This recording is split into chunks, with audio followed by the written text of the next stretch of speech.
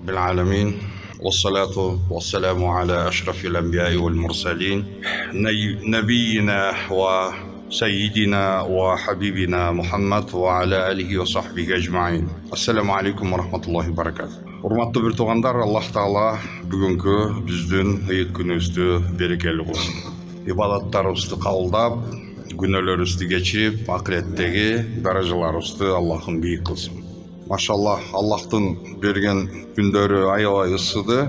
Бул дагы бизде 4 мезгил болуп турган, ушундай координатта жайлашкан биздин жерибизде туугандар. Рамазан деген Рамазан айы деп туугандар бардыгыбыз Рамазан илгери Союз кезинде Жарамазан деп, мына ошол Рамадан деген сөз дагы туугандар, Рамба деген сөз бул араб тилинен туугандар ушул баягы күндүн астында какталып, күндүн нурларынын түз астында жатып какталып ысып, баягы адам басып баратсаң, күн бир гана үстүңдөн эмес, баягы ысыган таштын деми адамдын жүзүнө астынан уруп тура турган мына ошондой акыбал. Мына ошол нерсени Рамда деп коет. Ошол баягы кайнаган ысыган таш. Ошондуктан ушул Рамазан деп аталышынын бир риваяты мына ушинтип келет. Ошондой баягы аябай кайнап күн ысып турган кезде орозо ыймандууларга ошондой мезгилде парз болгон деп келет туугандар. Кандай? Аллах Тааланын буйругу, Кудайдын сыноосу. Жараткан Аллах Таала мынакей бизге ушундай түрдүү ибадаттарды берди. Бирок мына ошол бардыгыбызга белгилүү болгондой көп нерсени Аллах Таала парз кылбастан исламдын мынакей негизги фундаменттери, негиздери 5 эле болду. Парздар: иман, намаз, зекет, орозо, ажылык, мына ушул 5 устундун үстүндө ислам дини куралды. Аллах Тааланын бизге адал кылган нерселери санасаң сан жетпейт. Кудайдын берген нематтарын санасаң сан жетпейт. Аллах Таала айтмакчы: "Ва ин таудду ниъматаллахи ла тухсуха". Аллахтын нематтарын эгер силер өлчөп, санап, сан бул чектөө дегени да. Цифра менен эгерде санаганда бул демек саны бар нерсе бул чектелген деген. Ошондуктан Аллах Тааланын ла тухсуха деген сөз бул ихса деп коет. Ихса бул араб тилинен буквально смысл бул чектөө деген. Ал нерсени силер Кудайдын жакшылыктарын санасаңар дагы чектей албайсыңар деп Аллах Таала Куранда айтып атат. Эми туугандар, биздин адам затынын дүйнөдөгү жашоосу. Аллах Субхана ва Таала бизге мына ушундай азыркы эң негизги бүт ушул жер шар жашап аткан ушул материктерди алып көрө турган болсо, туугандар, эң эле густонаселенный менимче бул эң чоң бардыгыбызга белгилүү болгондой географиядан бул Евразия. Канча деген адамдар азыр жер шарында жашап атат, эң көпчүлүгү мына ушул 2 континент десек дагы туура болот. Биринчи орунда Кытай, андан кийин мынакей Индия турат. Кытайдан эч кем калбастан население боюнча булар дагы аябай бат өсүп, бүгүн 8 миллиардка чукул мисалы адам заты жашап келет. Жер жүзүндө канча население жашасын, бул жер жүзүндөгү ошол демографияны дагы адамдар өздөрү канча алдына план коюп, планировать етсе да, башка кылса дагы туугандар, бул нерселердин үстүндө жараткан кудуреттүү Аллах Таала турат. Ошондуктан баягы адамдардын көптөгөн баягы версиялары, сүйлөгөн сөздөрү ошол баягы Кудайдан болгон билими тайкы экендигин аңдатат да. Бул жер бетинде мисалы население 8 миллиардтан ашып кетсе, 10 миллиард болсо кандай болот? Буларга провизия продуктаны каяктан жеткирет дегенде мындай. Бул нерсе биздин чынын айтканда субханалла адам затынын алсыз макулуктун проблемасы эмес. Аллах Субхана ва Таала Кур'ан Керимде айтып атат: "Ва ма мин даббатин фил арди илля алаллахи ризкуха". Жер үстүндө кыбыраган жан болсо, ошонун рызкысы Аллахтын колунда деп Аллах Таала мына ушул аятында айтып атат.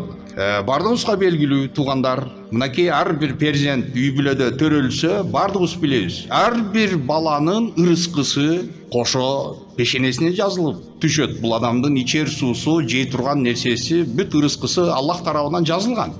Ошондуктан мынакей азыр айтайлык, биз отурган болсок, көпчүлүктүн мындай жашоодо эми устоявшийся бир личность катары калыптанышып, өзүнчө жеке үй бүлө күтүп, өзүнүн тирилигин жүргүзүп турган көпчүлүк пайызды түссө керек. Мисалы, ата энесинин эч кандай бул нерсеге салымы жок. Эмне үчүн дегенде, көптөгөн мисалы ата энелердин мына ошол өзүнүн багы жеткен үйү, тирилиги чектелүү. Ошондуктан ар бир бала ошол үйдөн, мисалы, канча бала болбосун, ошо перзент чыкса, ошол перзенттин өзүнүн ырыскысы бар. Ошондуктан тугандар, Аллах субхана таала Кур'ан-ы Керимде айткан: "Вала тактулу ауладикум хошият имлак", ошол кембагалдыктан коркуп, жакырчылыктан коркуп, силер балдарыңарды өлтүрбөгүлө. Бул деген ошол тугандар, бүгүн биз планирование семьи деп коебуз. Үй бүлөнү планировка кылып дегендей. Мына ошо демография, мисалы, Россияныкын деле алып көрө турган болсок, ошол жактагы материнский капиталдарды кызыктыруу үчүн. Эмне үчүн дегенде, ал жакта ошол населениянын, адамдардын көбүшү азайып баратканы, андан кийин ошол капитал менен, мисалы, артынан колдоо көрсөтүп бекитилип атат. Бирок чындыгынан мындай Европа өкүлдөрүндө көпчүлүгү ушу багы образованный болгон адамдар бир 5-6 баланы төрөп алып, анан эптей албай, ошонун баарын сандалып жүрүшпөстөн, андан көрө бирөөнү төрөп, ошону нормально тарбиялап, бир адам кылып алайын деген ушундай мотив менен жүргөндөр көп тугандар. Чындыгында Аллах субхана ва таала Раззак зат, ырыскыны Аллах өзү берет. Мына тугандар, биздин ушул жер шарындагы болуп аткан ушул адамдардын эми жашоосу. Адамдардын, мисалы, мына Бакара сүрөсүндө Аллах субхана ва таала айтып атат: "Ва идкала раббука лил малаикати инни жаилун фил арди халифа". Аллах субхана ва таала билүүчү зат. Туура тугандар. Канча деген мынакей биз тарыхтан бизге белгилүү болгон ошондой багы адамдардын ортосундагы кан төгүлүү, согуш, кагылышуу, ушундай нерселер канчасы биздин тарыхыбыздан, адам затынын тарыхынан өттү. Ушул нерселердин баарын тугандар, ошондой согуш болгондон кийин ал жерде деген ушундай канкордук, ушундай багы адамгерчилиги жок, ушундай жестокий, ушундай сүрөттөр аябай көп болот. Бул жерде суроо жаралат, мисалы. Эмне үчүн мына ушул нерсени көпчүлүк адамдар ушундай Кудай эгерде бар болгондо, же Алла бар болсо, Кудай бар болсо, эмне үчүн жердин бетинде ушундай адилетсиздик жана ушундай зулумга Кудай жол коет? Эмне үчүн унчукпайт, ушул нерсени карабайт? Эмне үчүн ушул уруштарды башкалар токтотуп койсо болбойт беле деген, мисалы, ушундай утверждениялар тугандар адамдардын арасында аз эмес, абдан көп. Жараткан Аллах Бакара сүрөсүнүн аятында, мына ушул аятында Аллах айтып атат: мына периштелерге, тугандар, периштелерге жараткан Кудайым жер бетинде өзүнө орун басар кылып. Тугандар, орун басар. Халифа деген сөз, бул орун басар деген маанини аңдатат. Бул дегени жер бетинде Аллахтын орун басары болуп атат. Тугандар, орун басар. Мына ушул нерсени дагы жакшылап аңдап түшүнүп алышыбыз керек. Тугандар, бул дегени орун басар дегени, бул адам затын Аллах Таала жаратып, мунун табиатын бир гана табиатына кулдук психологиясын киргизип койгон эмес. Бул адамда, адам затында мына ошондой бийлик, башкаруу, мына ошондой жөндөмдү дагы Аллах субхана ва таала берип койгон. Бир гана рабский психологияны Аллах Таала салып койгон эмес. Мына ошол эки сезимди жараткан кудуреттүү Аллах Таала адам затына салган. Анан ошол жерде эми периштелер айтып атат. Периштелер айтып атат: "Атажалу фиха ма юфсиду фиха ва ясфику дима". Бул периштелердин Аллах Таалага карата бул узаткан суроосу, бул возмущение, наразылык ушундай бир мотивдеги болгон кайрылуу эмес, балким бул таңгалуу иретиндеги болгон суроо болду. О жараткан Аллах, жер бетинде сен кан төккөн, жер үстүндө булар бузукулук жасаган жана кан төккөн адамды сен орун басар кылып коесуңбу? Ва нахну нусаббиху бихамдика ва нуқаддису лак. Ал эми биз болсо Биз болсо деп периштелер өздөрүнүн көздө тутуп атат дагы, айтып атат да: "Нахну нусаббиху бихамдика ва нуқаддису лак". Биз болсо сени үзгүлтүксүз даңазалап, сени арулап, сени мактап, сага ибадат кылып, сыйынып турсак, сен ошондой канкор болгон, бузукулукту жасаган адам затын сен коюп коесуң болот деген мына ушул суроону Аллах субхана таала Бакара сүрөсүндөгү бир аятында келтирип атат.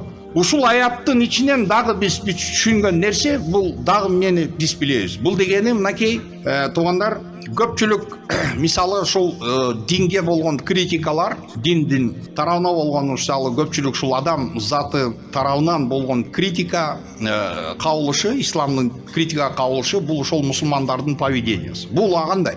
Бул туугандар, ушул дүйнөнү мындай созидать этмей, дүйнөнү өркүндөтмөй, өнүктүрүү, жер бетин кооздоп өнүктүрүү деген ушундай функция деген ушул мусулман адамдарда акыркы кезде бул нерсе полный параличке учураган сүрөттө болуп атат. Эмне үчүн дегенде, мусулман калктардын бүгүн көпчүлүгүн карап көрсөң, көпчүлүгү мына ушул потребитель, производитель эмес, потребительдердин катарындабыз. Мына биздин кийген кийимибиз, көтөргөн телефон, минген машина, бардык ушул нерселердин бардыгы туугандар мына ошол мусулмандар айтып аткан Кудайга ишенбеген капырлардын жасап аткан, ошолордун кылып аткан нерсеси болуп чыгып атат. Бул аятка кандай бул нерсенин тиешеси бар десеңер, туугандар, мынакей периштелер айтып атпайбы? Биз дейт, мына ушул жерде өткөндө мен айттым элем, араб грамматикасында мына ушул тамгалардын орду мына ушул эрежеде в тамга, ва нахну нусаббиху деген жердеги мына ушул в деген тамгасы дагы вау аль-халия деп ушул акыбалды бир сүрөттү баяндаган тамга. Грамматикада ошондой положение менен келген тамга болуп эсептелет. Бул дегени периштелер айтып атат бул жерде, туугандар, Куран биз үчүн да, мусулмандар үчүн. Мусулмандар ушул Куран аяттарын окуп, аңдап, түшүнүп, анан ушул нерседен кичине өзүнө, жашоосуна, акыретине пайданы извлекать этиш үчүн Аллах субхана таала Куранды бизге берген. Периштелердин айтып атканы бул жерде утверждениясы мындай болуп атат. Биз сага күнөө жасабасак, ошондой зулумдук, адилетсиздик нерселерди биз кылбасак, биз такай ибадаттын үстүндө болсо, жана бир гана ибадаттын үстүндө турабыз, бир гана сени арулап атабыз, бир гана сени даңазалап атабыз деп ушинтип айтып, ушул жерде, ушул жер шарына, жер планетасына сага орун басар болгону биз периштелер, мына ушундай эч күнөө жасабаган ушундай таза адамдар биз татыктуураак эмеспизби деген ушундай смысл чыгып атат. Аллах таала мына ушул аяттын эмне деп жооп берди? Аллах таала айтты: "Каля инни а'ламу ма ла та'ламун". Аллах айтты, периштелерге айтат: "Силер билбейсиңер. Мен билген нерсени силер билбейсиңер" деп. Билбейсиңер. Бул ошол Бакара сүрөсүндөгү келген аяттар, туугандар. Ва аллама Адама ал-асмаа куллаха, сумма арадахум ала ал-малаикати факала анбиуни би асмаи хаула ин кунтум садикин. Аллах айтты, эгерде силер ушундай өзүңөр утверждать этип аткан версияңар, силер ушул жерге ушундай эле татыктуу, ушул жерди башкарганы, ушул планетаны үстүндө ушул башкаруу системасын силер жүргүзөм дей турган болсоңор, эгерде силер айтып аткан ушундай утверждениеңар ушундай чын деп атсаңар, анда мага могу кабарларды бергилечи деп туруп Аллах субхана таала периштелерди ошондой бир абалга такады. Ал дегенде Аллах айтып атат: "Ва аллама Адама ал-асмаа куллаха". Адам алейхиссалам, биздин адам атабызга Аллах таала асма куллаха, бул жер бетиндеги боло турган нерселер, самый необходимый, керек болгон нерселерди адам затына Аллах таала берди. Бул нерседен периштелер даже кабары жок эле, туугандар. Мисалы үйдүн ичинде айтайлык кетмен, күрөк, штыковый лопата, совковый лопата, кетмен, теше, балта, ара деген инструменттерди мисалы ушул нерсе менен бир сталкиваться эткен адам гана түшүнбөсө функцияларын кандай эмнеге иштетилишин, мисалы биринчи эле көргөн адамга, эч кандай опыты жок болгон адамга берсең, бул нерселерди даже түшүндүрүп баяндап айтып бериш мүмкүн эмес. Мына ушул жерден дагы туугандар багы Дарвиндин, Чарльз Дарвиндин эволюция теориясынын жокко чыгышы мына ушул аяттын негизинде жокко чыгып кетип атат. Эмне үчүн дегенде, баягы үңкүрлөрдө первобытный жылаңач болуп, первобытный болуп аңчылык кылып жүргөн жапайы маймылдан адам болгон эволюция теориясы калыпка чыгды. Билесизби, баягы тамакты бышырып кешти билген эмес, башка болгон эмес, ушул акырындык менен бир күнү мындай чагылган түшүп, анан ал жерде от чыгып, анан баягы отко айвандар күйүп, анан бышып калып, анан кийин жеп калып, кыскасы мындай теориялардын бардыгы жок, негизсиз экендигин мынакей ушул аяттардын негизинде биз билип атабыз. Бул дегени туугандар, Аллах Таала адам затына мына ушундай нерселерди жөндөмдү, ушундай билимди Аллах берген. Ошон үчүн бүгүнкү күндө мына мусулман эли, мусулман калкы эли окуш керек. Образование деген нерсе бул абдан зарыл, жогорку билим жана ушул тармакты өнүктүрүү, ушул нерсенин артынан жүрүү керек, өнүгүш керек. Биз бүгүн только ошо тарых менен мактана турган ошондой бир күнгө келип калдык. Алгебра бизден чыккан, физика бар бизден чыккан, математика дагы бизден чыккан, медицина дагы бизден чыккан деп мына ошол илгерки ошол тарыхтагы болгон факттар менен гана мактанып келебиз, бирок реальный ситуация бүгүн анын таптакыр тескериси. Ошондуктан мусулман адамдар айтайлык, мынакей туугандар, ошол кыздарды окутпай коюшу бул чоң минус. Туугандар образование алыш керек, медициналык ошондой образованияны алыш керек,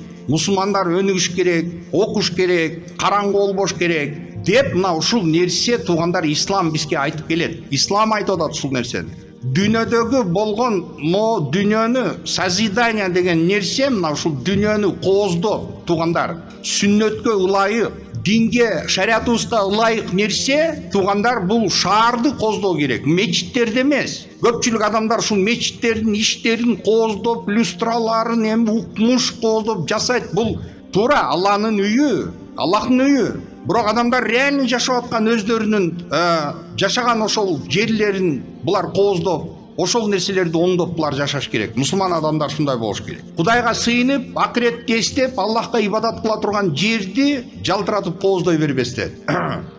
Мына ошол абалдын ушундай бир тез натыйжасынан улам, мынакей ушул биз өзүбүздүн динибизди, ислам динибизди биз көпчүлүк адамдарга ошондой бир жагымсыз кылып тартуулап көрсөтүп келебиз. Адамдар ошондой экен, адамдар баягы мусулман адамдын катачылыгын көрсө, ошону исламга тиеткен. Ал мусулманды эмес, мисалы айтып атабыз, терроризм десе, мына ошол бир-эки акылы жок, билими жок, ушундай бир адамдардын жасаган ошондой бир жаман бир поступоктардын айынан бүтүндөй динге мисалы ошондой бир көлөкөсүн түшүрүп, жаманатты кылып, ошентип болгон акыбалдар аябай көп келишет. Туугандар, ошон үчүн мусулман адамдын туугандар мына баягы көпчүлүк мына ушу дүйнөгө берилип, анан бул акыры дүйнөнүн түм эле түбүнө кирип кетти. Бул вообще дүйнөнүн артынан чапкылап бул эч койбогон. Туугандар, бир аксакал көчөт отургузуп атса, жаштар мазактап өтүп баратып күлүп атат. Аксакал көчөт, кичинекей көчөт отургузуп атса, тамашалап мазак иретинде. Аксакал эми мунун чоңоюп мөмөзү бышканга чейин сиз жетишпейсиз го депчи десе, ал айтып атат, уже бизден алдыңкылар отургузган экен, мен жедим, мен отургузуп атам, менден кийинкилер жесин деп. Пайгамбар саллаллаху алейхи вассаламдын сүннөтүнө ылайык, эгерде адам баласына мисалы 3 сааттан кийин өлөсүн деген ушундай кабар келсе, бул 3 сааттан кийин өлө турган болсо, жарым сааттан кийин өлө, 1 сааттан мүмкүнчүлүк болсо, ошол бир көчөт отургузуп кое турган болсо, көчөт отургузуп койсун. Пайгамбар саллаллаху алейхи вассаламдын үйрөткөн талими бизге. Мына созидать этмей, бул дегени баягы гори ярким пламенем. Главное, мен жокмунбу, менден кийин эмне болсо, ошо боло берсин деген андай тактика эч качан мусулмандар бул нерсени колдонгон эмес. Ошондуктан туугандар, мына ушул Куран аяттары, пайгамбарыбыз Мухаммад саллаллаху алейхи вассаламдын үйрөткөн бизге талимдери, хадистери бул биз үчүн, мусулмандар, жалпы мусулмандар үчүн бул эң чоң хидаят жолу жана биз үчүн Алланын ыраазылыгына бейишке болгон жолду көрсөткөн нур катары эсептелип келинет. Туугандар, мына Жабраил алейхиссаламдын дагы атын Аллах субхана таала Куранда рух деп атат. Рух дегени бул баягы биздеги арвах.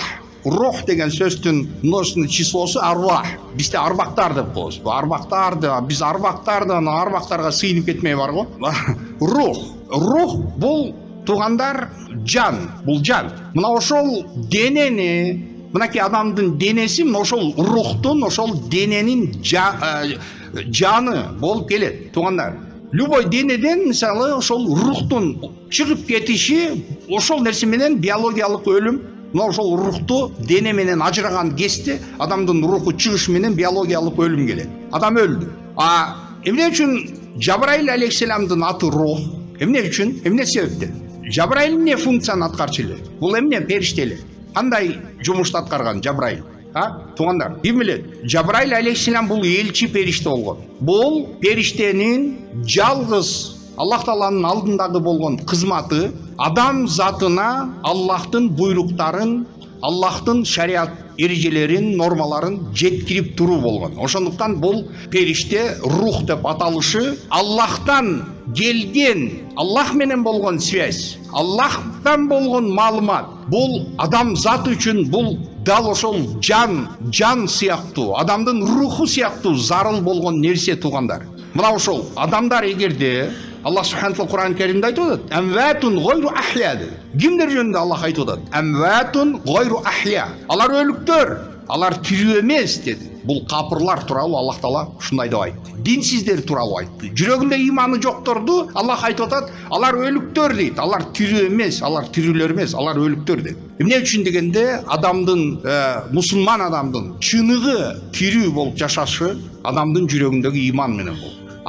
Жөнөкөй жер шарында, жер бетиндеги существование, ал нерсени тегеректеги бардык денесинде руху бар ошол маклуктар, ит да жүрөт ошентип жашап, өзүнүн Кудайдын берген рызкысын жеп, мал деле жүрөт, тоолордогу кийиктер деле жүрөт, жерди куураган кумурска да жүрөт, элге жагымсыз болуп, ошондой эме болгон ушул айбан шакалдар деле жүрөт, баары жүрөт.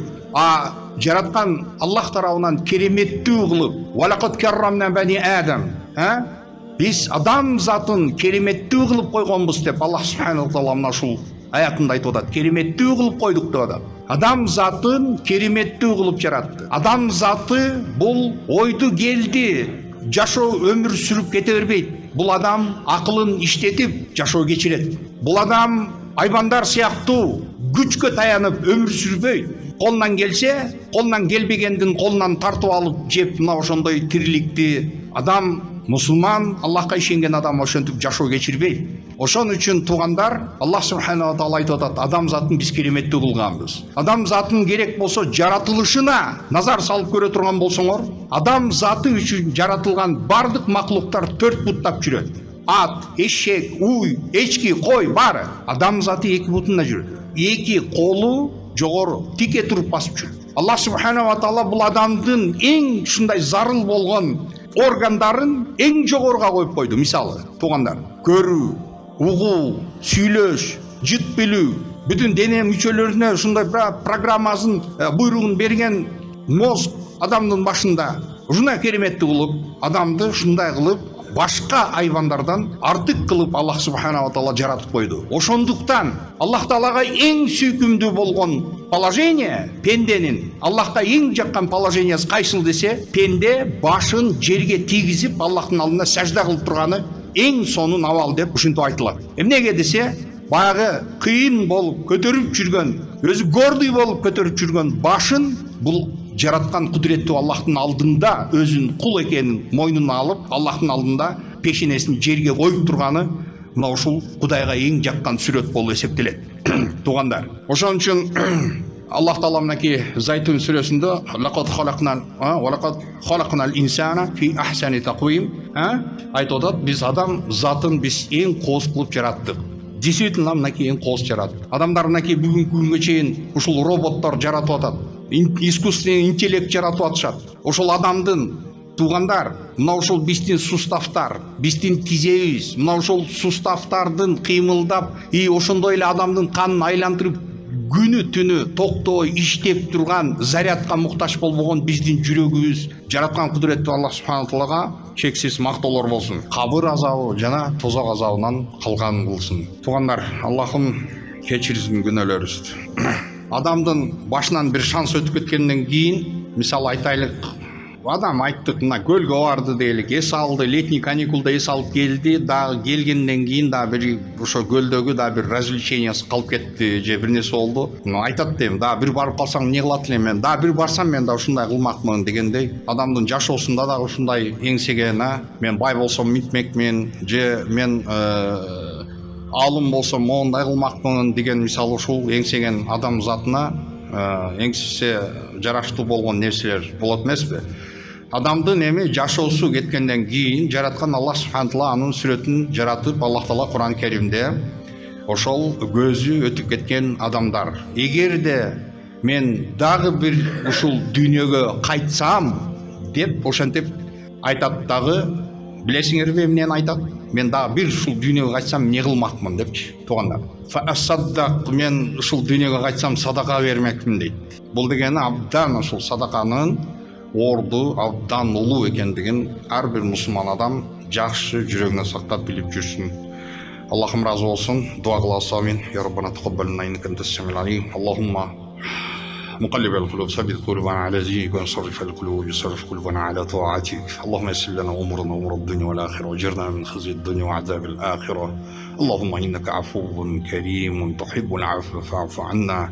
жараткан мээримдүү Аллах, элибизди Кудайым ынтымагын, журтубуздун биримдигин, тынчтыгын, амандыгын Аллахым өзүң бекем кылгын. Өтүп кеткен жакындарыбыздын жаткан жерлерин жайлуу кыл, жаштарыбыздын келечектерин кем кылгын, я Раббы. Аллахумма салли ва саллим ва барик аля набийина хабибина Мухаммад ва алейхи сахби аджмаин.